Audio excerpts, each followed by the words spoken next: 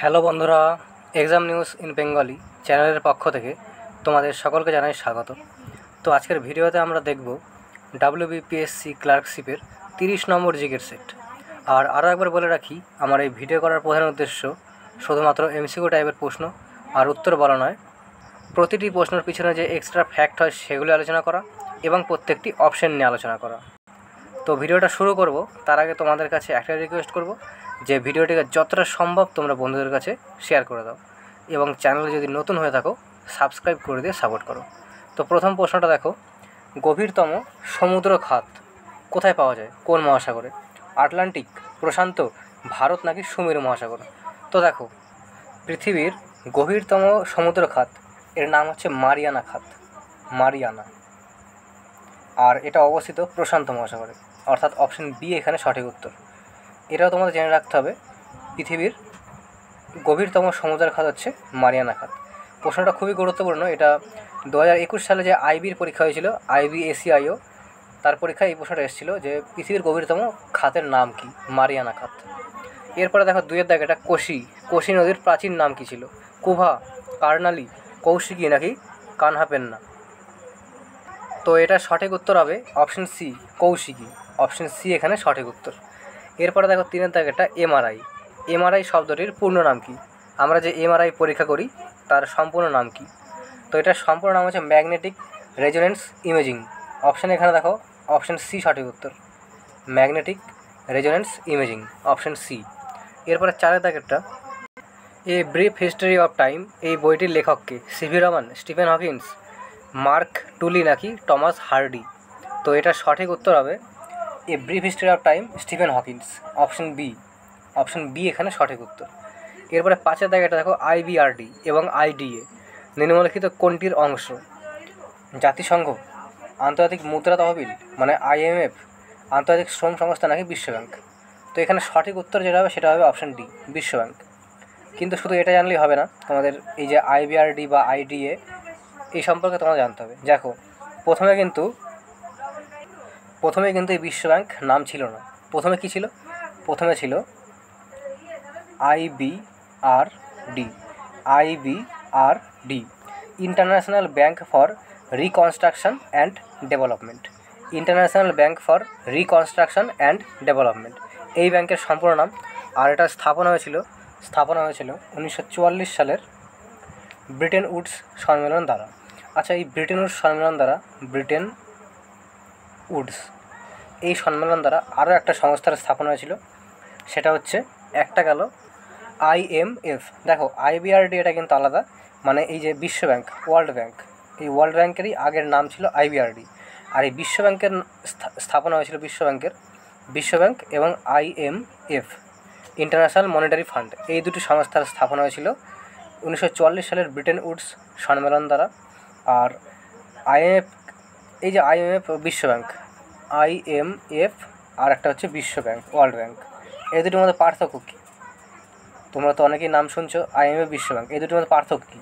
দেখো, তোমরা এক কথা জেনে রাখো যে এই যে IMF এটা শর্ট টার্মে লোন দেয়, মানে কম সময়ের জন্য লোন দেয়। আর বিশ্বব্যাংক লং টার্মে লোন দেয়।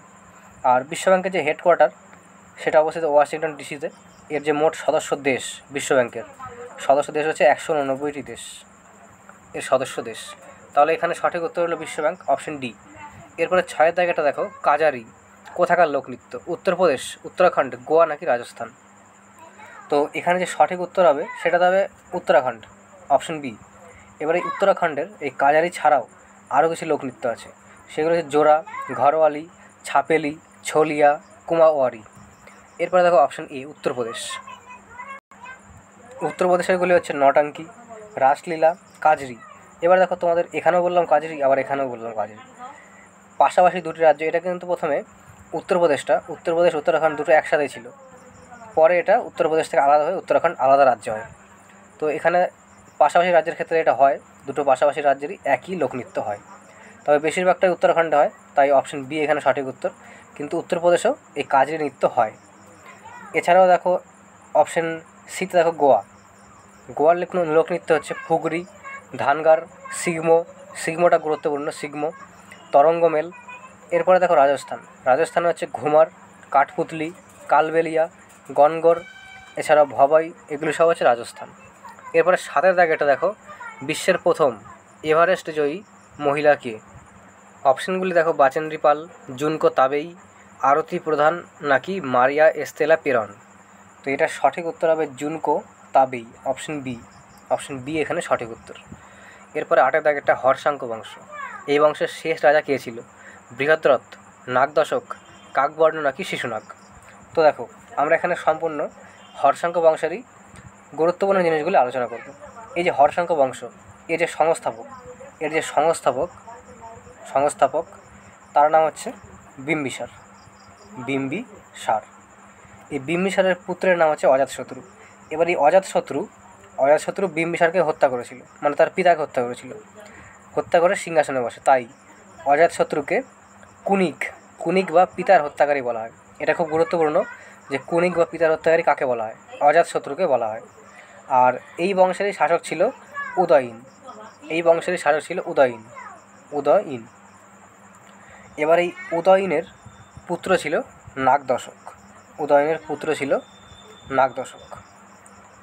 নাগদশক।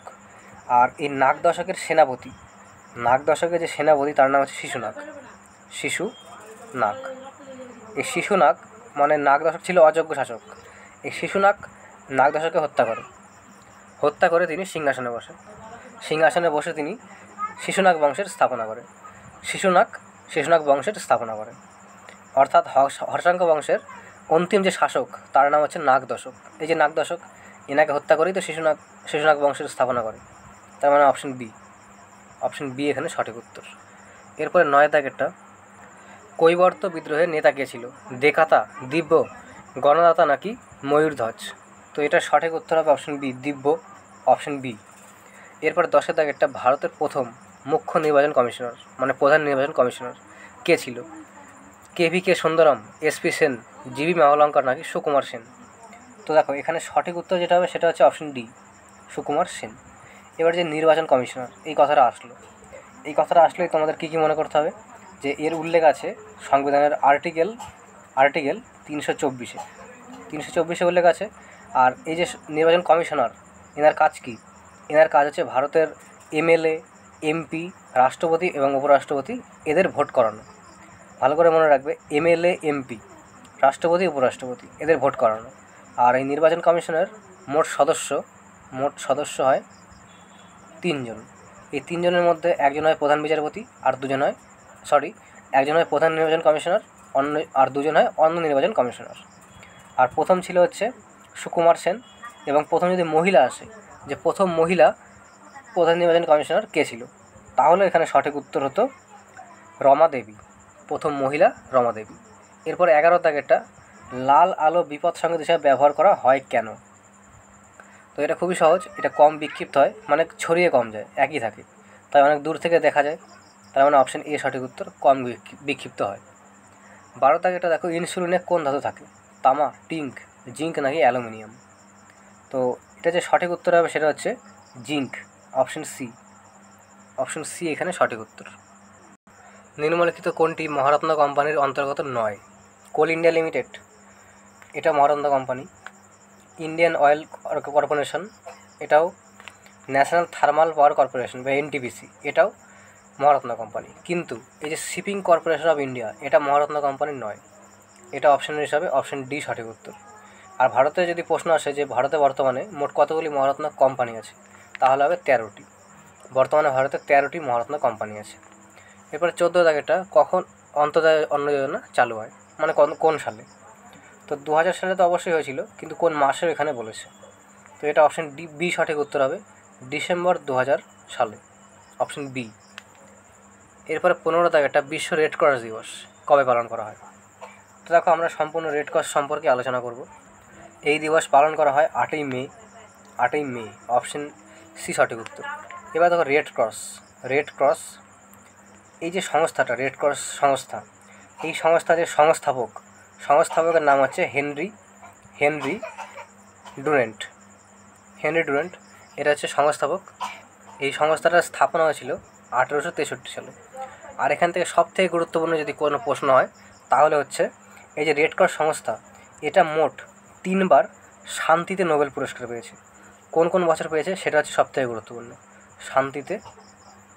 শান্তিতে নোবেল এটা প্রথম পেয়েছিল হচ্ছে 1917 সালে, তারপরে পেয়েছিল 1944 সালে, এবং তারপরে তৃতীয়বার বা শেষবার পেয়েছিল 1963 সালে। এই 3বার শান্তিতে নোবেল পুরস্কার পেয়েছিল। তো অপশন সি এখানে সঠিক উত্তর। এরপরে 16 দাগেরটা, সহস্র হ্রদের দেশ কাকে বলা হয়? ফিনল্যান্ড, হায়দ্রাবাদ, রোম নাকি অস্ট্রেলিয়া? তো এটা ফিনল্যান্ডকে বলা হয়। অপশন এ সঠিক উত্তর, ফিনল্যান্ড। এরপরে 17 দাগেরটা, ডং কোন দেশের মুদ্রা? ডং গ্রিস, ভিয়েতনাম, নেদারল্যান্ড নাকি ইন্দোনেশিয়া? তো এটা যে সঠিক উত্তর হবে, এখানে সঠিক উত্তর যেটা হবে সেটা হচ্ছে ভিয়েতনামের। অপশন বি এখানে সঠিক উত্তর, ভিয়েতনাম। এবার দেখো, এই যে ভিয়েতনাম এর মুদ্রা, এটা ছাড়াও আরও কিছু দেশের মুদ্রার নাম তোমাদের জেনে রাখতে হবে। আর তোমরা যদি চাও তোমরা নোট করে নেবে, তাও নোট করে নিতে পারো। দেখো, প্রথমে আসবে ইতালি। ইতালির মুদ্রা হচ্ছে ইউরো। অস্ট্রেলিয়ার হচ্ছে ডলার। আর্জেন্টিনার হচ্ছে পেসো, PESO, পেসো।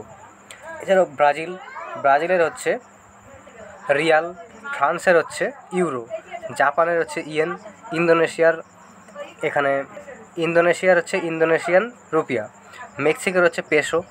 এছাড়াও রাশিয়ার হচ্ছে রুবেল। দক্ষিণ আফ্রিকার রেন্ড। এগুলি মনে রাখতে হবে। ভিক্টোরিয়া গার্ডেন কোথায় অবস্থিত? মুম্বাই, কলকাতা, দিল্লি নাকি কোণার্ক? তো এটা সঠিক উত্তর হবে মুম্বাই। এটা কিন্তু কলকাতা হবে না, মুম্বাই হবে। ভিক্টোরিয়া গার্ডেন হচ্ছে মুম্বাই। আর যদি আসতো ভিক্টোরিয়া মেমোরিয়াল, তাহলে হতো Kolkata. Victoria Memorial Kolkata, Victoria garden Mumbai.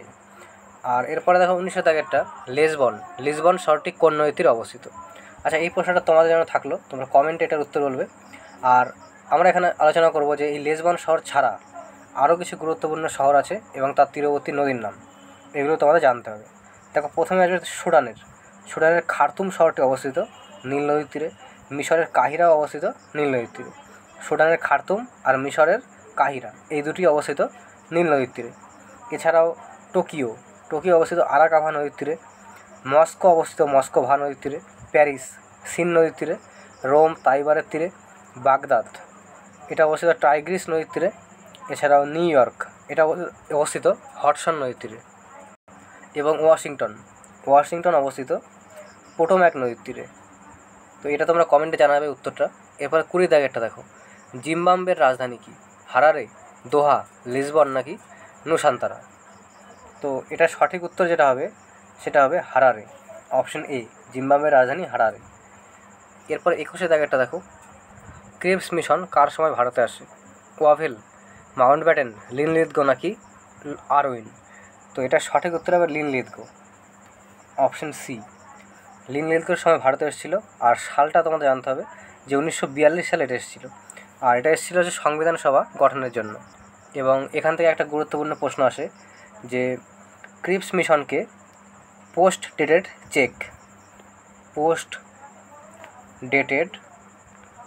Check এটা বলেছিল হচ্ছে গান্ধীজি। এই উক্তিটা দিয়েছিল গান্ধীজি, এটাও জানতে হবে। এরপরে দেখো 22 দাগেরটা, কার প্রকৃত নাম হচ্ছে মহেশ দাস? তানসেন, মানসিং, টোডরমল নাকি বীরবল? তো এটা সঠিক উত্তর হবে বীরবল। অপশন ডি এখানে সঠিক উত্তর, বীরবলের প্রকৃত নাম হচ্ছে মহেশ দাস। এবার দেখো, এখানে গুরুত্বপূর্ণ হচ্ছে তানসেনের যে আসল নাম, তার নাম কি? তানসেনের আসল নাম হচ্ছে রামতনু পান্ডে। এটা হচ্ছে আসল নাম। এরপরে দেখো 23 দাগেরটা, কোন জোড়াটি সঠিক নয়? ম্যানগ্রোভ অরণ্য, এটার উদাহরণ হচ্ছে সুন্দরী, সঠিক। বর্ষার অরণ্য, টিক, এটাও সঠিক। চিরহরিত অরণ্য, এটা হচ্ছে রোজাইট, এটাও সঠিক। কিন্তু এই যে সাভানা অরণ্য, এটার উদাহরণ অসত্য নয়, এটা ভুল। মানে অপশন ডি সঠিক উত্তর। এখানে ভুল চেয়েছে, কোনটি সঠিক নয়? Option D. এবারে যে অশ্বত্থ গাছ, এটা কী ধরনের উদাহরণ? এটা হচ্ছে শুষ্ক পর্ণমোচী অরণ্যের উদাহরণ, এটা জেনে রাখতে হবে। এরপর 24 দাগেরটা, কোন শিল্পে বক্সাইটকে কাঁচামাল হিসাবে ব্যবহার করা হয়? অ্যালুমিনিয়াম, পাট, ইস্পাত নাকি কাঁচ? তো সঠিক উত্তর হবে অ্যালুমিনিয়াম। অপশন এ এখানে সঠিক উত্তর। এরপরে 25 দাগেরটা, মৌলিক অধিকারের অভিভাবক কাকে বলা হয়? রাষ্ট্রপতি, প্রধানমন্ত্রী, সুপ্রিম কোর্ট নাকি সংসদ? তো এটা যে সঠিক উত্তর হবে অপশান হিসাবে সেটা হচ্ছে সুপ্রিম কোর্ট, অপশন সি। কিন্তু দেখো এখানে যদি সুপ্রিম কোর্ট না আসে, শুধুমাত্র কোর্ট আসতো, তাহলেও কিন্তু সঠিক উত্তর হতো। কারণ মৌলিক অধিকারের অভিভাবক বলা হয় কোর্টকে, মানে কোর্টের মধ্যে কী কী আছে, হাইকোর্ট সুপ্রিম কোর্ট দুটোই, এই দুটোকেই বলা হয়। তো এখানে অপশান দেখো আর কোনো কোর্ট নেই, তো এখানে সুপ্রিম কোর্টই সঠিক উত্তর হবে, অপশান সি। তো এবার দেখো মৌলিক অধিকার কথাটা আসলো, তোমাদের আরও কিছু গুরুত্বপূর্ণ জিনিস মনে করতে হবে। তো দেখো এই যে মৌলিক অধিকার, এর উল্লেখ আছে ভাগ 3 আর্টিকেল কত থেকে, 12 থেকে 35 এই পর্যন্ত আর্টিকেলের মধ্যে মৌলিক অধিকারের উল্লেখ আছে। আর মৌলিক অধিকারকে সংবিধানের ম্যাগনা কার্টা বলা হয়, মৌলিক অধিকারকে সংবিধানের ম্যাগনা কার্টা বলা হয়। এবং B.R. আম্বেদকর, ইনি এই সংবিধানের আত্মা বলেছিল। B.R. আম্বেদকর ইনি সংবিধানের আত্মা বলেছিল 32 নং আর্টিকেল 32 নম্বর আর্টিকেলকে B.R. আম্বেদকর সংবিধানের আত্মা বলেছিল। আর দেখো একটা গুরুত্বপূর্ণ জিনিস, যেমন যখন এমার্জেন্সি লাগু হয়, সেই সময়ও দুটো অধিকার আছে মৌলিক অধিকার, যার ওপর কোনো প্রভাব পড়ে না, বাকিগুলি বন্ধ হয়ে যায়, কিন্তু দুটো অধিকার আছে যার ওপর কোনো প্রভাব পড়ে না। সেগুলো কী কী? প্রথমেই আসবে আর্টিকেল 20, আর একটা হচ্ছে আর্টিকেল 21। এবারে 20তে কী আছে? 20তে আছে একটা অপরাধের জন্য একবারই শাস্তি, মানে একবার অপরাধ করলে তার শাস্তি দুবার নয়, একবারই হবে। এটা আছে আর্টিকেল 20তে। আর একটা আছে আর্টিকেল 21, এটা হচ্ছে প্রাণ ও দৈহিক স্বাধীনতা, এই দুটোর ওপর কোনো প্রভাব পড়ে না। বাকি যে আর্টিকেল আছে মানে মৌলিক অধিকারের, এই যে 12 থেকে 35-এর মধ্যে প্রত্যেকটির মধ্যে প্রভাব পড়ে। এরপরে 26-এর দাগেরটা, নিম্নলিখিত কোন অক্সাইডটি জলে দ্রবীভূত হয়? তো জলে দ্রবীভূত হয় sodium oxide Na2O, option D. এরপরে দেখো 27-এর দাগেরটা, কোষ বিভাজনের কোন দশায় ডিএনএ সংশ্লেষ ঘটে? প্রোফেজ, অ্যানাফেজ, টেলোফেজ নাকি ইন্টারফেজ? তো এটা সঠিক উত্তর হবে ইন্টারফেজ দশা, অপশন ডি। এরপরে 28-এর দাগেরটা, নারাং কাপ কোন খেলার সাথে যুক্ত? ব্যাডমিন্টন, টেনিস, ফুটবল নাকি হকি? তো এখানে সঠিক উত্তর হবে ব্যাডমিন্টন, অপশন এ। এবার দেখো এই ব্যাডমিন্টনের সাথে যুক্ত আরও কিছু কাপের নাম তোমাদের জানতে হবে। তো প্রথমে তো একটা গেল নারাং কাপ, এছাড়াও Chadha cup, Thomas cup, Uber cup, Sudirman cup, Rahmat Ullah cup, এগুলি সব হচ্ছে ব্যাডমিন্টন। টেনিসটা অতটা দেখো, টেনিসের থেকে বেশি গুরুত্বপূর্ণ হচ্ছে লন টেনিস। এটা বিগত বছরে কোনো একটা পরীক্ষা এসেছিলো রাজ্য সরকারের, লন টেনিস। এর সাথে যুক্ত একটা কাপ আছে, সেটা গুরুত্বপূর্ণ, সেটা হচ্ছে ডেভিস কাপ। দেখো আমি যে এক্সট্রা ফ্যাক্ট যেগুলি আলোচনা করি, প্রত্যেকটি কোনো না কোনো পরীক্ষায় এসেছে, তো সেগুলি তোমাদের আলাদা করে এখানে আলোচনা করা হয়। তো এরপরে দেখো ফুটবলের সাথে যুক্ত কাপ যেগুলি আছে সেগুলি হচ্ছে Rovers cup, Durand cup, Subroto cup, Nehru gold cup, Santosh trophy, Merdeka cup. হকির সাথে যুক্ত কাপগুলি হচ্ছে Dhyanchand cup, Aga Khan cup, Indira Gandhi gold cup, এছাড়াও বেটন কাপ, রঙ্গস্বামী কাপ, এগুলি সব হচ্ছে হকির সাথে যুক্ত। এরপরে দেখো 29-এর দাগেরটা, প্রথম প্রতিশ্রুতি উপন্যাসটি কার লেখা? মহেশ্বরা দেবী, আশাপূর্ণা দেবী, প্রমোদ চৌধুরী নাকি মানিক বন্দ্যোপাধ্যায়? তো এটা সঠিক উত্তর হবে আশাপূর্ণা দেবী, অপশন বি এখানে সঠিক উত্তর। এরপরে 30-এর দাগেরটা, ক্লিওপেট্রা চরিত্রটি কার সৃষ্টি? Agatha Christie, Jonathan Swift, William Shakespeare নাকি জিবিস? তো এটা সঠিক উত্তর হবে উইলিয়াম শেক্সপিয়ার, অপশন সি এখানে সঠিক উত্তর। 31-এর দাগেরটা দেখো, এ বেন্ড ইন দ্য রিভার বইটি লিখেছিল কে? নীরদ সি চৌধুরী, ভিএস নয়পাল, মুলকরাজ আনন্দ নাকি অনিতা দেশাই? তো এটা সঠিক উত্তর হবে ভিএস নয়পাল, অপশন বি সঠিক উত্তর, অপশন বি। এরপরে দেখো 32-এর দাগেরটা, সোনালি পশমের দেশ কোন দেশকে বলা হয়? অস্ট্রেলিয়া, বাংলাদেশ, রোম নাকি জাপান? তো এটা অস্ট্রেলিয়াকে বলা হয়, অপশন এ, অস্ট্রেলিয়াকে বলা হয়। এরপর 33-এর দাগেরটা দেখো, পাকিস্তানের জাতীয় প্রতীক কি? শাপলা ফুল, গোলাপ, ঈগল নাকি ক্রিসেন্ট? তো সঠিক উত্তর হবে option D, crescent, option D সঠিক উত্তর। এরপরে দেখো 34-এর দাগেরটা, ড্রেন টু ওয়েলথ তত্ত্বের প্রবক্তা কে? দাদাভাই নৌরোজি, জওহরলাল নেহেরু নাকি গান্ধীজি নাকি রমেশচন্দ্র দত্ত? তো সঠিক উত্তর হবে দাদাভাই নৌরোজি, অপশন এ এখানে সঠিক উত্তর। এরপরে 35 দাগেরটা দেখো, 2011 জনগণনা অনুসারে ভারতের দ্বিতীয় সর্বাধিক জনবহুল জেলা কোনটি? এখানে জেলা বলেছে, রাজ্য বলেনি, জেলা। তো দেখো 2011 জনগণনা হিসাবে সর্বাধিক জনবহুল জেলা হচ্ছে মানে ভারতের মধ্যে সবথেকে বেশি জনবহুল জেলা হচ্ছে থানে, মুম্বাইয়ের থানে। মুম্বাইয়ের একটা স্থান, তার নাম হচ্ছে থানে। এটা হচ্ছে সর্বাধিক, সবথেকে বেশি। আর দ্বিতীয় স্থানে আছে আমাদের পশ্চিমবঙ্গের উত্তর 24 পরগনা। তার মানে এখানে আমার দ্বিতীয়টা চেয়েছে, তো অপশন ডি সঠিক উত্তর, উত্তর 24 পরগনা। এরপরে 36 দাগেটা দেখো, কোন ভারতীয় সংবিধানের কোন অংশকে ম্যাগনা কার্টা বলা হয়? ভাগ 3, 4, 10 নাকি 12? তো আমাদের একটু আগে আলোচনা করলাম ভাগ 3, অপশন এ ভাগ 3। এই যে 12 থেকে 35 মৌলিক অধিকার, এটাই তোমাদের আলোচনা করলাম যে একে সংবিধানের ম্যাগনা কার্টা বলা হয়। আর দেখো এখানে তোমাদের আর একটা জিনিস জানিয়ে রাখি যে ইতিহাসের হিসাবে প্রশ্ন আসলে 1931 সালের করাচি অধিবেশনে প্রথম মৌলিক অধিকার করার কথা বলা হয়েছিল 1931 সালের করাচি অধিবেশনে। আর এখানে অধ্যক্ষতা করেছিল, মানে এই করাচি অধিবেশন, এখানে অধ্যক্ষতা করেছিল বল্লভভাই প্যাটেল। আর মৌলিক অধিকারে যদি হনন হয় তাহলে তার রক্ষা করার দায়িত্ব হচ্ছে সুপ্রিম কোর্টের, এটাও জেনে রাখতে হবে। এরপরে দেখো 37 দাগেরটা, অ্যাথলিট ফুট রোগের কারণ কী?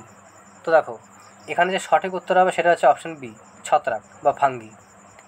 এবার তোমাদের এটা কিন্তু নাও আসতে পারে, তবে যদি রোগ দিয়ে প্রশ্ন আসে, মানে ছত্রাক থেকে প্রশ্ন আসে, তাহলে তোমাদের একটা প্রশ্ন তোমরা পেতেও পারো যে ছত্রাকজনিত যে রোগগুলি আছে সেগুলি তোমাদের মুখস্থ রাখতে হবে।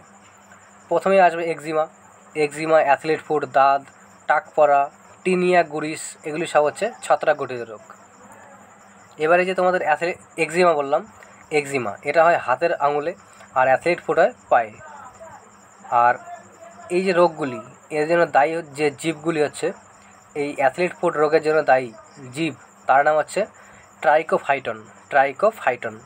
এটা তোমাদের জেনে রাখতে হবে। এরপর 38 দাগেরটা দেখো, সরাসরি মুখ্যমন্ত্রী ইনিশিয়েটিভ লঞ্চ করলো কোন রাজ্যের মুখ্যমন্ত্রী? ত্রিপুরা, পশ্চিমবঙ্গ, উড়িষ্যা নাকি আসাম? তো দেখো এখানে যে সঠিক উত্তর হবে সেটা হচ্ছে পশ্চিমবঙ্গ, অপশন বি এগুলি সঠিক উত্তর। এরপরেটা দেখো, লেবনানকে পরাজিত করে ইন্টার কন্টিনেন্টাল কাপ 2023 জিতল কোন দেশ? নেপাল, থাইল্যান্ড, আর্জেন্টিনা নাকি ভারত? তো সঠিক উত্তর হবে ভারত, অপশন ডি এর সঠিক উত্তর ভারত। এরপরে দেখো,